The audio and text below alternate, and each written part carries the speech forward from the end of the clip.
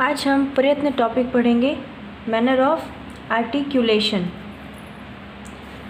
प्रयत्न का अर्थ है कोशिश या चेष्टा। जैसा कि प्रयत्न आपने कई बार सुना है कि हमें प्रयत्न करते रहना चाहिए, यानी कोशिश करते रहना चाहिए। तो प्रयत्न का अर्थ है कोशिश करना। ध्वनियों के उच्चारण में, यानी ध्वनियों वर्णों के उच्चारण में होने वाली चेष्टा को प्रयत्न कहा जाता है। प्रयत्न दो प्रकार के होते हैं, आभ्यंतर प्रयत्न, बाह्य प्रयत्न। आभ्यंतर प्रयत्न देखते हैं, उसमें कौन कौन से भेद होते हैं वो हम पढ़ेंगे। वर्णों के उच्चारण से पूर्व जो भीतरी प्रयत्न करना पड़ता है वह आभ्यंतर प्रयत्न कहलाता है।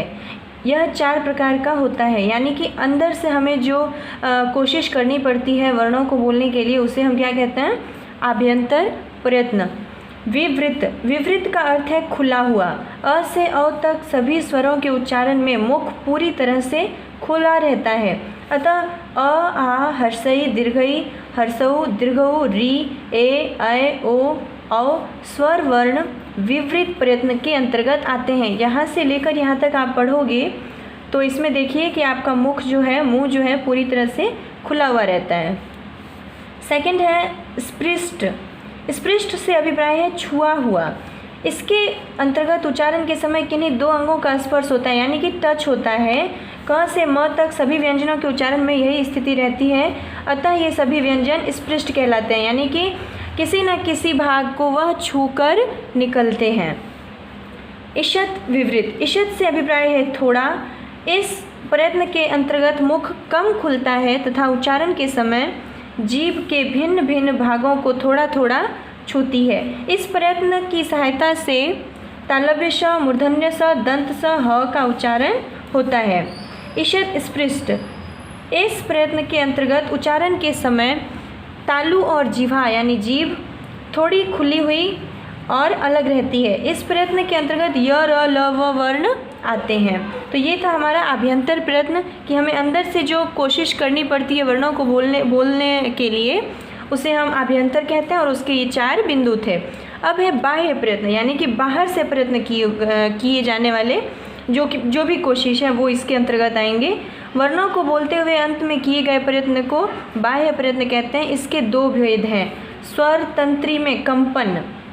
देखिए हम इस टॉपिक को पढ़ते हैं। हमारे गले में 2 झिल्लियाँ होती हैं जो वायु के वेग से काँप कर बजने लगती हैं। इन्हें स्वर तंत्री कहते हैं। स्वर तंत्रियों में होने वाली कंपन या गूंज के आधार पर व्यंजनों के 2 भेद किए गए हैं, सघोष और अघोष।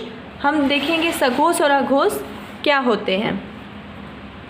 सघोष, जिन वर्णों के उच्चारण में स्वर तंत्रियों में कंपन पैदा होता है, यानी वाइब्रेशन, है ना, वाइब्रेशन पैदा होता है, उन्हें सघोष वर्ण कहते हैं।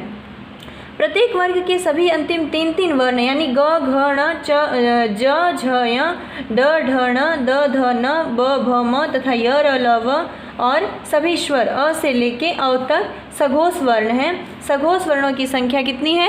30 है।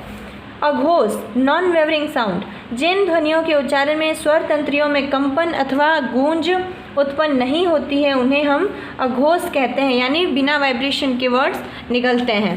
जैसे क, ख, ग, क, ख, च, छ, ट, ठ तथा त, थ, प, फ तथा तालव्य श, मूर्धन्य श, दंत स वर्ण अघोष हैं। इनकी संख्या 13 है। ठीक है, आगे हम देखते हैं श्वास वायु की मात्रा के आधार पर कितने होते हैं? अल्प प्राण, महाप्राण। अल्प प्राण क्या है? जिन वर्णों के उच्चारण में श्वास वायु कम मात्रा में बाहर निकलती है उन्हें अल्प प्राण कहते हैं, यानी कि बोलते समय सांस कम निकलती है बाहर, उन्हें अल्प प्राण कहते हैं। सभी वर्णों का पहला, तीसरा और 5वां वर्ण, यानी कि ये सभी तथा य, र, ल, व और सभी स्वर अल्प प्राण कहलाते हैं। महाप्राण, जिन वर्णों के उच्चारण में प्राण वायु अधिक मात्रा में बाहर निकलती है, यानी सांस ज़्यादा निकलती है, वे महाप्राण कहलाते हैं। प्रत्येक वर्ग का दूसरा और चौथा वर्ण, यानी ख से लेके भ तक में आप ये देखेंगे दूसरा और चौथा वर्ण है, और तालव्य श, मूर्धन्य श, दंत स, ह महाप्राण है। ठीक है, आगे के नेक्स्ट जो टॉपिक है वो हम नेक्स्ट क्लास में पढ़ेंगे।